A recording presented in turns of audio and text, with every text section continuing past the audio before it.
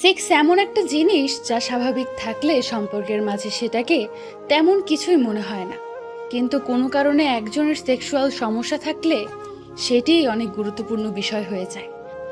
এমনকি বিয়ের 2 দিনের মাথায় জামাইকে রেখে বউয়ের বাপের বাড়িতে চলে যাওয়ার নজিরও আছে। আবার যারা সহ্য করে বা মেনে নেয় তাদেরও একসময় সহ্য শেষ হয়ে যায়। সরাসরি কিছু না বললেও যে কোনো বিষয় নিয়ে অযথা মেজাজ খিটখিট করে বা ত্যক্ত বিরক্ত হয়ে যায়। অপরদিকে ছেলেরাও নিজের দুর্বলতা ঢাকতে বিভিন্ন ওশিয়াল বউকে পিটায় বা ধমকাধমকির উপর রাখে। ভেতরে ভেতরে হতাশা কাজ করলেও অন্য ব্যাপারে রাগ দেখিয়ে নিজের হীনমন্যতা কমানোর বৃথা চেষ্টা করে। আবার অনেক সময় ভিন্ন ঘটনাও দেখা যায়। এই ক্ষেত্রে আমার শোনা এক বাস্তব ঘটনা শেয়ার করছি। এক ছেলে নতুন বিয়ে করেছে। গ্রামের হলে যা হয়, বউ ছিল খুব ছোট, পড়তো ক্লাস 9-এ। বাসর রাতে তাদের বিশেষ মুহূর্ত উপস্থিত হলে মেয়েটির হঠাৎ মুখ ফসকে বলে ওঠে, আপনারটা ছোট কেন? অমনি ছেলেটি যা বুঝার বুঝে নেয়, কিন্তু কোনোভাবেই মেয়েটি স্বীকার করে না। কিছুদিন পর ছেলেটা ভয় দেখায় যে ঢাকায় পিজি হাসপাতালে পরীক্ষা করার মেশিন আছে, ভালোভাবে সে যদি স্বীকার করে তাহলে কিছু বলবে না, নতুবা পরীক্ষায় প্রমাণ হলে ডিভোর্স দিবে। মেয়েটি তখন ভয়ে ভয়ে স্বীকার করে যে ক্লাস 7-এ তার একটা ছেলের সাথে সম্পর্ক ছিল। তাদের মাঝে তখন শারীরিক সম্পর্কও হয়। অনেকে বিয়ের আগে শারীরিক সম্পর্ককে স্বাভাবিকভাবে দেখে, তবে মাঝে মাঝে এটাই অনেক বড় সমস্যা তৈরি করতে পারে। আমারই একটা পরিচিত ছেলে, দেখতে বেশ সুদর্শন। একদিন হঠাৎ দেখি সে খুব খুশি, তার এক্স গার্লফ্রেন্ড ব্যাক করেছে তার কাছে। মেয়েটার বিয়ে হয়ে গেছে বলে আমরা জানতাম, তাই কৌতূহল আরো বাড়লো। কাহিনী শোনার জন্য জেকে ধরলাম সবাই মিলে।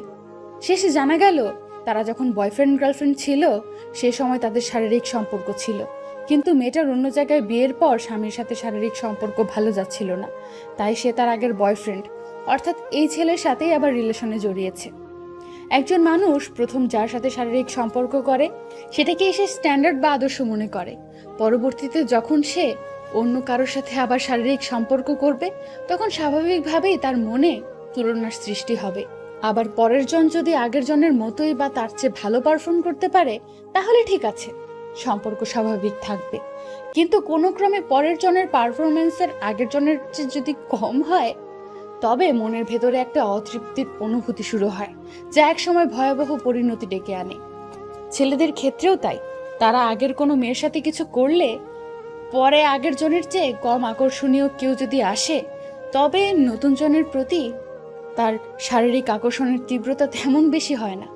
এটা শুধু শারীরিক সম্পর্কের ক্ষেত্রেই না, অন্য সকল ক্ষেত্রেও প্রযোজ্য। আমার স্বামীর চেয়ে আগের বয়ফ্রেন্ডই বেশি ভালোবাসত, আমার স্ত্রীর চেয়ে আগের গার্লফ্রেন্ডই বেশি কেয়ার করত, এ ধরনের কথাগুলো মাঝে মাঝে শোনা যায়। কিন্তু সংসার রক্ষার খাতিরে বা সামাজিক অবস্থা বিবেচনা করে তা মেনে নিয়ে দিনের পর দিন পার করছে। হয়তো শুনতে অন্যরকম লাগবে, কিন্তু বাস্তবতা এমনই। এমন জীবনের গল্প একটা দুটো নয়, অনেক আছে। গোপন থেকে গোপনতর। দেখা যায় ব্যক্তিগত পরিচয় তেমন নেই, কিন্তু বিভিন্ন সময় বিভিন্ন বিষয়ে অনেকে পরামর্শ করতে চায়।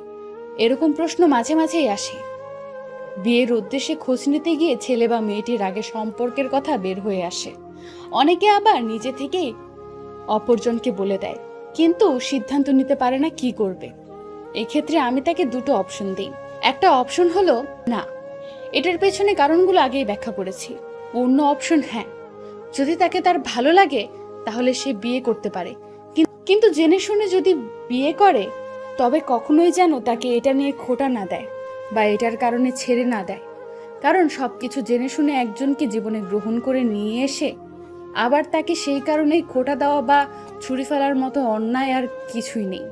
আবার অনেক সময় দেখা যায় আগে না জানলেও পরে জানে, তবে সেটা নিয়েও আবার কথা বলা উচিত না, কারণ ইতিমধ্যে সে তখন তার জীবনের অংশ। অতীতকে সে মুহূর্তে টেনে আনা মানে সুন্দর ভবিষ্যৎকে নষ্ট করে ফেলা।